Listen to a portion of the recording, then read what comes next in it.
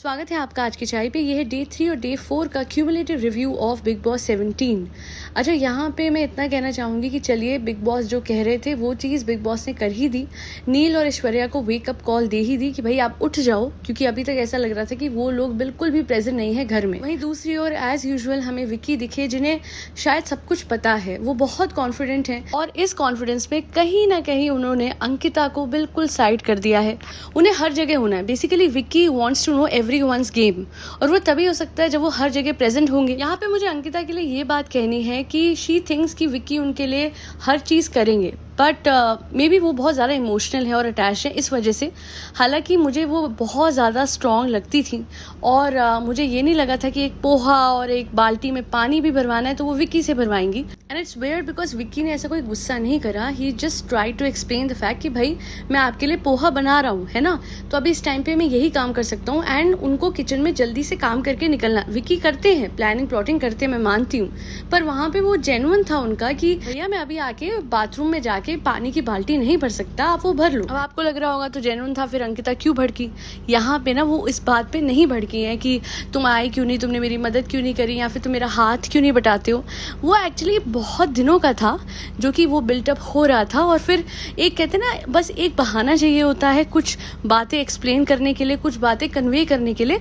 वो अंकिता को बहाना मिल गया था। और वैसे इन सब चीजों में, यानी विक्की और अंकिता की लड़ाई में अगर किसी का बहुत बड़ा हाथ है तो वो है बिग बॉस का। बिग बॉस आग में घी डालने से बिल्कुल नहीं कतराते हैं, क्योंकि भैया सीधी बात है, इसी आग के बेसिस पे, यानी लड़ाइयों के टीआरपीस के बेसिस पे ही तो शो चलेगा। अंकिता के कन्वे करने के बाद आप लोगों ने एक बात नोटिस करी होगी कि विक्की इमीडिएटली नहीं गए जब उनको ईशा ने बताया कि अंकिता इज अपसेट।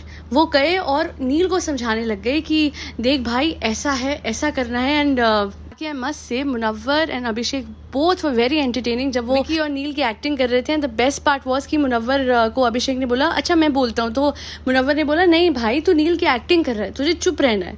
सो नील का मुझे बिल्कुल नहीं समझ में आता कि बिल्कुल कुछ भी नहीं बोलते। हाँ, जब बिग बॉस से बुलाया तो अपनी वाइफ को बहुत कुछ समझा रहे थे, पर बाहर आके उनको क्या लगता है कि चुप रहने से गेम खेली जाती है या चुप रह के सर्वाइव किया जाता है? मुझे नहीं लगता ऐसा होता है। ऐश्वर्या की इतनी बड़ी लड़ाई हो रही थी UK07 राइडर से, एंड नील ने कुछ नहीं बोला, ना अपनी वाइफ का साथ दिया, ना ही ये बोला कि भाई थोड़े दूर हो जाओ, किस तरीके से लड़ रहे हो।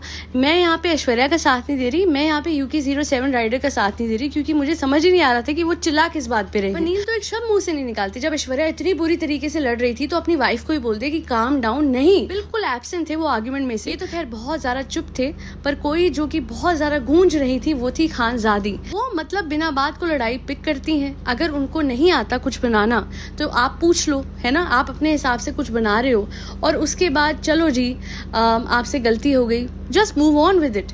आपको चिल्लाना है, फिर आपको कहना है अच्छा आपने मुनव्वर को गलत तरीके से फ्रेम करने की कोशिश करी। मुनव्वर को आपने कोई चीज दी है तो आप कहते हो कि मैंने वो ऐसे गिफ्ट नहीं करी थी तुम्हें, तो फिर आपने दी क्यों?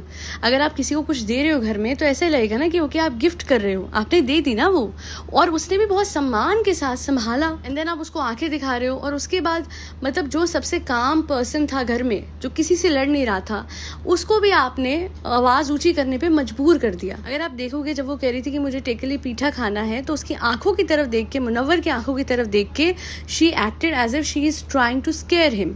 तब बोला मुनव्वर ने कि मैं आपको बहुत आराम से सब कुछ बोल रहा हूँ, बहुत आराम से आपसे बात कर रहा हूँ, तो फिर आप इस तरीके से क्यों बिहेव कर रहे हो? And still she went on and on till the time Munawar जो है उनका बिल्कुल वो सबर का बांध टूट गया। अब इन सब में एक बहुत ही ज्यादा फनी इंस्टेंस होता है, आप लोग ध्यान दीजिएगा। मुनव्वर जो है वो बड़े गुस्सा हो गए, एंड खानजादी भी। तो उसके बाद एकदम से अभिषेक ने नोटिस करा कि अरे मुनव्वर को क्या बोला खानजादी ने, तो एकदम जाके अभिषेक कहते हैं तुझे तमीज नहीं है, तुझे तमीज नहीं है, तुझे बात करने की तमीज नहीं है, और एकदम से जाके फिर मुनव्वर को बोले बोला क्या इसने, बोला क्या? तो अभिषेक को तो मौका चाहिए होता है, बस कोई भी लड़ाई हो रही हो उसमें बीच में जाके अभिषेक जरूर बोलेगा, चाहे उसे पता है या नहीं है कि भाई लड़ाई हो किस बात पे रही है। लास्ट में बिग बॉस ने अंकिता को बुला के ये समझा दिया कि भाई खानजादी और सोनिया जो है वो एक पैटर्न फॉलो कर रहे हैं। पहले वो लड़ाई शुरू करते हैं अभिषेक और ईशा से, और फिर धीरे धीरे मुनव्वर की तरफ जाते हुए अपनी लड़ाई को बढ़ा लेते हैं, और ये 2 दिन से हो रहा है। तो उसके बाद अंकिता ने जाके कन्फ्रंट करा, एंड राइटफुली सो, क्योंकि अंकिता ने समझा दिया कि भाई ऐसा है, इसको भाव दे, मतलब इन दोनों को ही, बट स्पेसिफिकली जो खानजादी है उसको भाव मत दो, बिकॉज वो जानबूझ के उछल रही है, जानबूझ के चिल्ला रही है, जानबूझ के लोगों को इंस्टिगेट कर रही है लड़ाई करने के लिए। और इस एपिसोड का हाईलाइट तो आप सबको पता ही होगा, जिग्ना जी का इंटरव्यू जो कि बाहर से आए हुए न्यूज रिपोर्टर्स ने करा, both online and offline news channels का था ये। देखिए यहाँ पे मैं एक बात कहूंगी, कुछ एक दो बहुत बड़े सवाल थे जिनका उन्होंने जवाब नहीं दिया, और उनका बहुत बड़ा केस था, तो ठीक भी है कि अगर उन्होंने डिस्कस नहीं करे फैक्ट्स, बट फिर बात वही आ जाती है कि कुछ चीजें जब नहीं डिस्कस की जाती तो कुछ शंकाएं रह जाती हैं। तो मैं इतना ही कहूंगी कि मैं बहुत ज़्यादा इन्फ्लुएंस नहीं हुई हूँ उनके इंटरव्यू से, और ना ही मैं उनके फेवर में हूँ और ना ही मैं उनके अगेंस्ट हूँ।